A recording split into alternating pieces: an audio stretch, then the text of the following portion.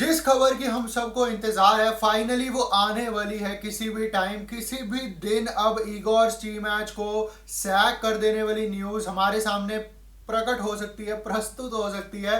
And Igor स्टीमैच के जो चाहने वाले हैं अभी भी जो कह रहे हैं कि कतर के अगेंस्ट हम हरा सकते हैं उनको, क्योंकि अंडर 22 अंडर 20s की टीम है उनकी। उनको मैं एक बात ये कहना चाहूँगा फर्स्ट ऑफ ऑल कि हम पिछले 4-5 साल से ईगोर स्टीमैच को देख रहे हैं as a national team coach. ठीक है, हमारा गेम प्ले क्या है, ईगोर स्टीमैच का जो गेम प्ले है उसको हम क्या कहेंगे।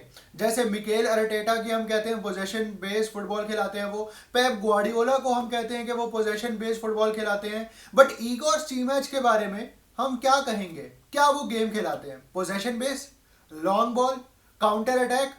इसमें से मेरे को कुछ भी नहीं दिखता है, क्योंकि एक मैच में हम पोजेशन बेस खेल रहे होते हैं, एक मैच में हम लॉन्ग बॉल खेल रहे होते हैं, एक मैच में हम काउंटर अटैकिंग खेल रहे होते हैं। तो ये ईगोर स्टीमैच के पास कोई टैक्टिक्स है भी या नहीं, do let me no in the comment section. But जिस खबर का हमको इंतजार है वो अब किसी भी घड़ी आ सकती है, क्योंकि AIFF फेडअप हो चुका है, पूरा का पूरा भारत फेडअप हो चुका है भैया। ये जो हम कर रहे हैं इस साल इंडियन फुटबॉल के जो फिक्सचर्स हुए हैं, it's horrific.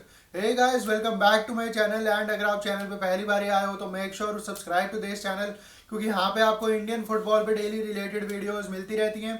So make sure to subscribe यार। So let's start the video. कल हमने देखा कि कुवैत के अगेंस्ट हम कैसे जलील हुए।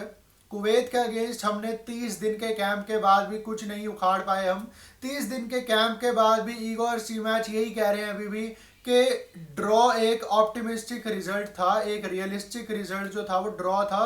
And we are still alive, we are still alive, ये हमारे कोच ने कहा है। मतलब उनको उम्मीद है कि हम कतर में जाके कतर को ही, चाहे वो अंडर 20 का स्क्वाड है उनका, हम उनको हराएंगे। एंड ये उनको जो मिल रही है मोटिवेशन वो कहाँ से मिल रही है, क्योंकि कल अफगानिस्तान ने भी ड्रॉ करा है 0-0 against Qatar. First of all जो अफगानिस्तान के प्लेयर्स हैं वो अफगानिस्तान में पैदा नहीं हुए हैं, वो ओरिजिन वाले प्लेयर्स हैं उनके। तो they are the players who are playing in 3rd और 4th डिवीजन ऑफ यूरोप।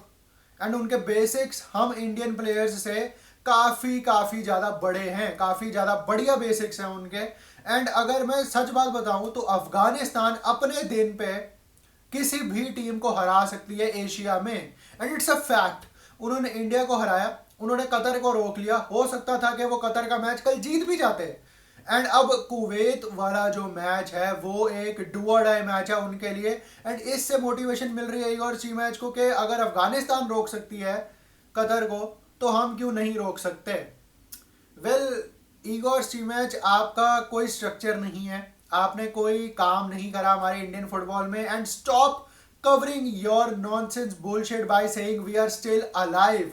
ठीक है, आप हमारे प्लेयर्स के बेसिक्स नहीं ठीक करवा सकते हैं, क्योंकि एक प्लेयर के जो बेसिक्स होते हैं वो 18-20 साल तक जो वो सीखता है एकेडमीज में, क्लब्स में, वही उसके लास्ट बेसिक्स होते हैं। अगर वो बेसिक्स बहुत बढ़िया होते हैं तो वो प्लेयर अच्छा जाके खेलता है नेशनल टीम में, वरना उसके अगर बेसिक्स कमज़ोर होते हैं फिर वो, जैसे हमारे इंडियन टीम में हमारे प्लेयर्स हैं जैसे मनवीर सिंह है, रहीम अली है, इनके जैसे बेसिक्स है वैसे ही उसके बेसिक्स रह जाते हैं। बट आपने मेंटालिटी भी नहीं डाली हमारी टीम में, ये एक बहुत इंपॉर्टेंट पॉइंट है जो कि स्टेफन कॉन्स्टेंटाइन ने अपने टेन्योर में डाली थी। हमारे पास उस टाइम वर्ल्ड क्लास प्लेयर्स नहीं थे, बट यहाँ पे स्टेफन कॉन्स्टेंटाइन ने मेंटालिटी डाली थी हमारे इंडियन प्लेयर्स की। एंड 2019 का जो एशियन कप था उसमें हमने थाईलैंड को हराया, बहरीन को हम हरा सकते थे, UAE को हमने रोका।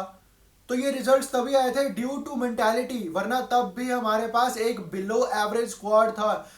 वर्ल्ड क्लास प्लेयर्स नहीं थे 2019 में स्टेफन कॉन्स्टेंटाइन में, बट उन्होंने हमारे प्लेयर्स की लिमिटेशंस जान के जो हमारी स्ट्रेंथ्स है उनके ऊपर टीम बिल्डअप करी, वो मेंटालिटी डाली हमारे प्लेयर्स के अंदर। बट यहाँ पे ईगोर स्टीमैच का कुछ नहीं पता चल रहा है। 2024 में हमने सिर्फ एक गोल मारा है, वो भी from a penalty against Afghanistan. 7 से 8 मैच हम इस साल खेल चुके हैं, बट सिर्फ हमने एक गोल मारा है। एंड जो फैंस कह रहे हैं कि अभी भी हम जीत जाएंगे कतर के अगेंस्ट, कतर के अगेंस्ट मेरे को नहीं लगता पहली तो बात कि हम जीतेंगे, बट जैसे तैसे अगर हम राउंड 3 में पहुंच गए तो वहां पे जो 10 मैचेस हमको मिलेंगे, get ready to witness India football teams worst ranking in a decade.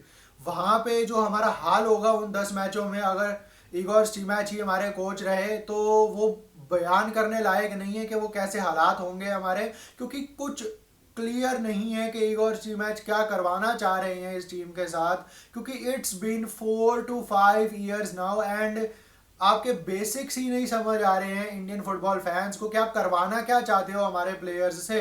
ठीक है, हमारे प्लेयर्स की लिमिटेशंस है, बट टैक्टिक वाइज आपने कुछ नहीं डाला है। अगर मैं बात करूं मेंटालिटी वाइज, आपने कुछ इंस्टिल्ट नहीं करा है प्लेयर्स के अंदर। एंड सुनील छेत्री की फेयरवेल खराब हो चुकी है।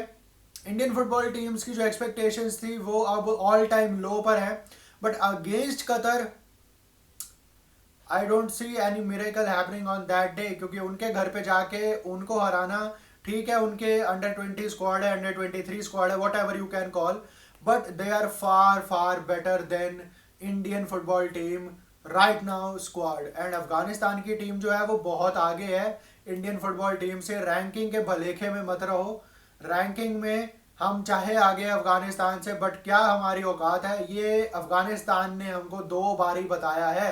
ये हमको कुवैत आके कल बता के गई है कि हम कहाँ पे स्टैंड करते हैं।